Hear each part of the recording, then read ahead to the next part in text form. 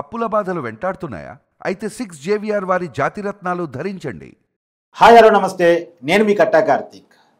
Liquor స్కామ్లో YS Jaganmohan రెడ్డిని arrest చేస్తే మా పార్టీకి ఉన్నటువంటి 11 మంది ఎమ్మెల్యేలు రాజీనామా చేస్తారు, జగన్మోహన్ రెడ్డి గారితో సహా అందరూ రాజీనామాలు చేస్తారు. ఇది ఒక రకంగా బెదిరింపు అనుకోవాలా, లేకపోతే సానుభూతి అస్త్రం అనుకోవాలా?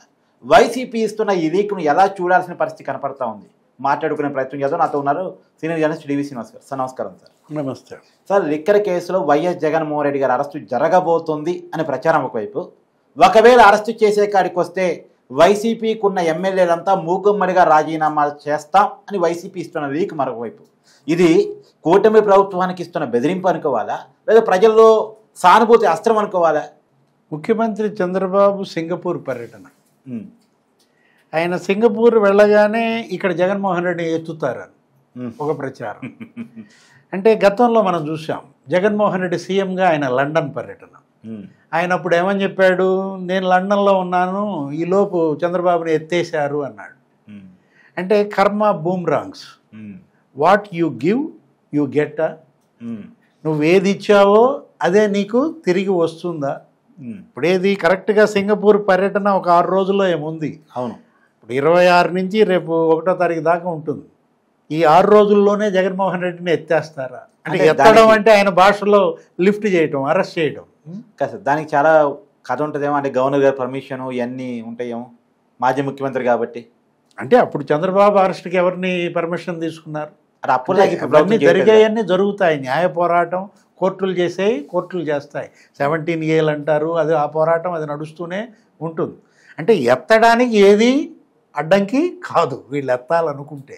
ఇప్పుడు ఇక్కడ ఇది ఇష్యూ ఏంటి, జగన్మోహన్ రెడ్డి మరి మిథున్ రెడ్డి అరెస్ట్ అయిన వెంటనే జగన్ అరెస్ట్ తప్పదనేది వ్యాఖ్యలు. అవును, మనం ప్రతి చోట అదే చర్చ.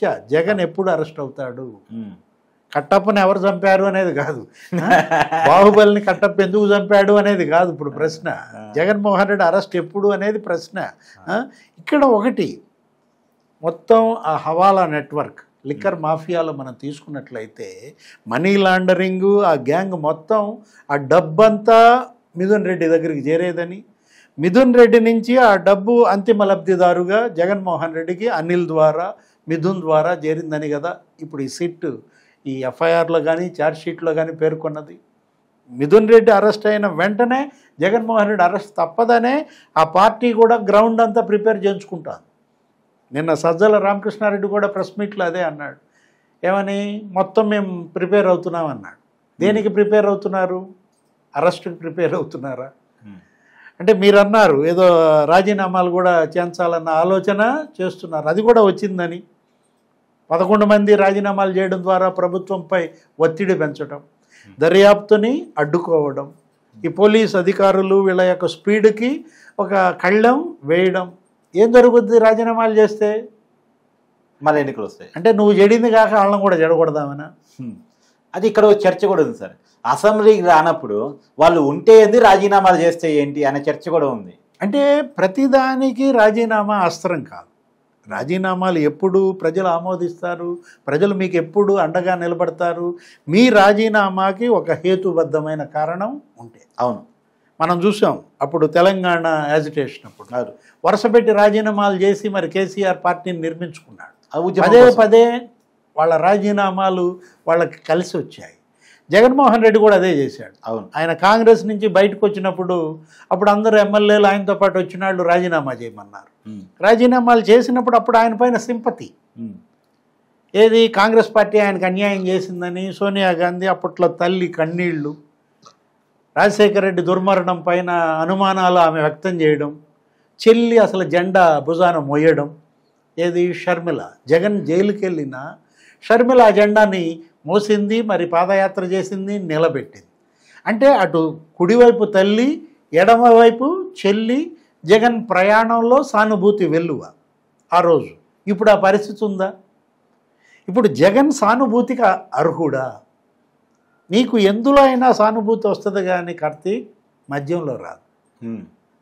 మద్యం ఏంటంటే వాళ్ళు వాళ్ళ శరీరాన్ని ఛిద్రం చేసుకుని, అవును, ఏది ఆ మద్యపానానికి ఆ బలహీనతకి లోబడి దాన్ని వదులుకోలేక అలవాటు మానుకోలేక వాళ్ళ కిడ్నీస్ దెబ్బతిని లివర్ దెబ్బతిని చనిపోయారు. అవును. ఈ ఒక్క కేసులో మనం ఇన్నాళ్ళు అనుకుంటుందేంటి 35,000 మంది చనిపోయారు అని అంటున్నారు. అవును. పురంధేశ్వరి దీనిపైన పోరాటం చేస్తూ 30,000 మంది పుస్తలు దిగిపోయాయని. అసలు అది మద్యం కాదు, విషం అని అప్పట్లో పురంధేశ్వరి ఆ బాటిల్స్ నేలకేసి కొట్టి ఒక ఉద్యమం చేసింది. అవును. ఇప్పుడు ఇక్కడ చనిపోయింది 5 ఏళ్లలో ఈ మద్యం తాగి ఒక తూర్పుగోదావరి జిల్లాలో 7,000 మంది అంట. సెర్పు నివేదిక ప్రకారం. అంటే ఒక జిల్లాలో 7,000 అంటే మరి ఉమ్మడి 13 జిల్లాల్లో 13 ఏళ్ళు 91,000 మంది. అంటే 1,00,000 మంది పైగా చనిపోయారు ఈ మద్యం తాగి. చనిపోయింది 1,00,000 మంది అయితే కిడ్నీ లెవెల్ పాడైపోయిన వాళ్ళ సంఖ్య సార్ 35 లక్షల మంది. అబ్బో. ఏది కిడ్నీస్ దెబ్బతిన్న వాళ్ళు, లివర్ దెబ్బతిన్న వాళ్ళు 35 లక్షల మంది. 1 కోటి కుటుంబాలు నాశనం అయ్యాయి. ఇది మనం కాదు పెట్టింది ట్వీట్. ఎవరైనా మాణిక్యం ఠాగూర్. మాణిక్యం ఠాగూర్ పెట్టినటువంటి ట్వీట్లో మిథున్ రెడ్డి కేవలం పావు మాత్రమే, చదరంగంలో పావులాగా వాడుకున్నారు. దీని వెనుక మాస్టర్ మైండ్ ఏమన్నాడు? Mister and missus Jaganmohan Reddy అని రాశాడు. ఆయన ట్వీట్లో 1 కోటి కుటుంబాలు నాశనం అయ్యాయి, జగన్ లోభం మద్యం కుంభకోణం అన్నాడు. 1 కోటి కుటుంబాలని నాశనం చేసిన ఇందులో సానుభూతి వస్తుందా? కేజ్రీవాల్కి సానుభూతి వచ్చిందా? ఎమ్మెల్యే కూడా ఓడిపోయాడుగా. లేదు. కవిత ఇష్యూ, బీఆర్ఎస్, ఇక్కడ తెలంగాణలో సానుభూతి వచ్చిందా? వచ్చిందా? ఎందుకంటే అంతకుముందు అసెంబ్లీలో ఎంత % ఓట్లు వచ్చాయి? 37% ఓట్లు వచ్చాయి బీఆర్ఎస్కి. అదే కవిత అరెస్ట్ తర్వాత పార్లమెంట్ ఎన్నికల్లో 4 నెలల్లో నీకు 17%, అంటే 20% ఓట్ బ్యాంక్ కోల్పోయింది. సానుభూతే? జగన్మోహన్ రెడ్డికి సానుభూతి వస్తుంది అని ఎవరన్నా చెప్పారంటే ఇంకా అంతకన్నా ఫూలిష్నెస్ ఇంకోటి లేదనమాట. ఇది సానుభూతి వచ్చే నేరం కాదు. ఇది 1 కోటి కుటుంబాల నాశనం, 35 లక్షల మంది లివర్ కిడ్నీ దెబ్బతినడం, 1,00,000 మంది చనిపోవడం. అసలు ఎన్ని కుటుంబాలు ఉన్నాయి కార్తీక్ ఆంధ్రప్రదేశ్లో? ఉన్నదే 1,25,000 కుటుంబాలు. అందులో 1 కోటి కుటుంబాలు ఉసురు పోసుకుంటే నీకు ఎవరు ఓట్లేస్తారు? ఆ రోజంటే నీ తల్లి కన్నీళ్ళు ఉపయోగపడ్డాయి. ఈరోజు నువ్వు ఆ తల్లిపైనే కేసు పెట్టావు. అవును. సానుభూతి వస్తుందా? అంటే అంతకుముందు నువ్వు చెల్లి ఆస్తులు తిన్నావని మరి ఆరోపణలు ఉన్నాయి. దాని ఫలితమే 151 నుంచి 11కు పడ్డావు. చెల్లెళ్ళ ఉసురు, అటు సునీత షర్మిల శాపాలు తగిలి మరి 151 నుంచి 11కు పడ్డా ఇతను ఏం చేశాడు? తల్లి మీద కేసేశాడు. అవును. ఇప్పుడు వెళ్ళి ఏ ముఖం పెట్టుకుని ఓట్లు అడుగుతావు? ఈ 11 నీకు గెలిపిస్తారా? విజయమ్మ కేసు వేసాను నాకు ఓట్లేయండి అంటాడా? షర్మిల ఆస్తులు తిన్నాను నాకు ఓట్లేయండి అంటాడా? 1 కోటి కుటుంబాలు నాశనం చేశాను 11ని 110 చేయమని పిలిపిస్తాడా? జగన్మోహన్ రెడ్డి వాళ్ళ ముందు నుయ్యి వెనక గొయ్య, ముందు తీహార్ జైలు వెనక రాజమండ్రి జైలా? చెప్పు, నువ్వే సెలెక్ట్ చేసుకోవాలి ఏ జైలుకి వెళ్తావు అనేది. ఏదైనా అంటే ఇప్పుడు ఈడీ అరెస్ట్ చేయబోతుంది, తీహార్ జైలుకి జగన్మోహన్ రెడ్డి గారిని పంపించబోతున్నారు. రాష్ట్రంలో శాంతి భద్రతల ఇష్యూ ఉంటుంది కాబట్టి తీహార్ జైల్లో ఉంచాలనేటువంటి ఆలోచన కూడా చేయబోతున్నారు అనేటువంటి చర్చ కూడా కొనసాగుతుంది సార్. దీన్ని ఏమంటారు? అంటే రేపు పొద్దున 28వ తారీఖు చంద్రారెడ్డిని పిలిచారు. అవును. ఏదో షర్వాణి, అవును, ఆల్కో బ్లూ, అదేంటది ఆ షో ఉన్నది కదా, distillery Andhra gold wines whisky కానీ ఇప్పుడు ఏంటి దాంట్లో మరి ఒక్కొక్క బాటిల్కి 150 రూపాయలు మామూలు వసూలు చేశారని. చంద్రారెడ్డి అప్రూవర్గా మరి అన్ని నిజాలే బయట పెట్టాడు అనుకో. అంటే కేవలం ఏంటి డీలక్స్ అనే ఒక పదం చేర్చి ఆంధ్ర గోల్డ్లో, లేకపోతే ఫైన్ అనే ఒక పదం చేర్చి వీళ్ళు 676 రూపాయల బాటిల్ 800కి అమ్మారు. అంటే 700 రూపాయలు విస్కీ 800కి అమ్మారు. ఆ 100 రూపాయలు ఆ 150 రూపాయలు వీళ్ళ జేబుల్లోకి వెళ్ళాయి. ఇప్పుడు ఈడీ రేపు 28వ తారీఖు అతను పిలిచిందంటేనే గుండె లబ్ డబ్ అంట. ఏది వాళ్ళ తీహార్ జైలు అన్నారు, మనం చూసాం. కేజ్రీవాల్ ఎక్కడ? అదే కేసులో మద్యం కేసే కదా, Delhi liquor scam, Tihar jail. Kavitha కూడా తీహార్ జైలు. పారిశ్రామికవేత్తలు, అప్పటి డిప్యూటీ సీఎం, ఢిల్లీ కేసు కాబట్టి తీహార్ జైలు. ఇది ఏపీ కేసు కదా సార్. మరి అదేం ఉండదు అక్కడ. ఢిల్లీ కేసు, ఢిల్లీ నిందితుల్నే తీహార్ జైల్లో పెట్టాలని ఏముంది?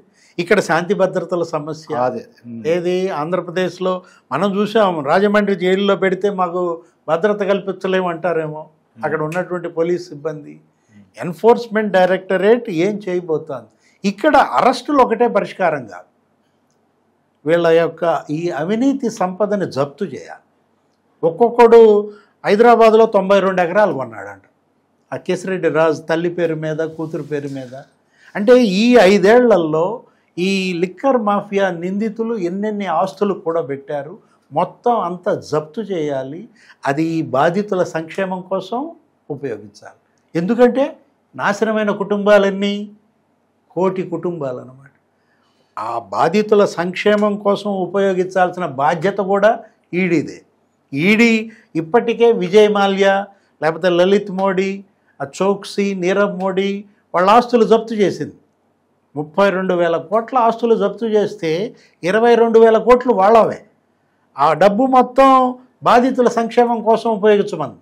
ఇప్పుడు ఇక్కడ ఈ లిక్కర్ నిందితులు సినిమాలు తీశారంటున్నారు, బంగారం కొన్నారంటున్నారు, రియల్ ఎస్టేట్లో 1,000 కోట్లు పెట్టారంటున్నారు, విదేశాలకు మనీ లాండరింగ్ చేశారంటున్నారు. ఈ డబ్బంతా జప్తు చేయడం ఒక ఎత్తు, దోషుల్ని శిక్షించడం ఇంకో ఎత్తు, బాధితుల సంక్షేమానికి ప్రభుత్వమే బాధ్యత తీసుకోవటం మరో ఎత్తు. Thank you sir.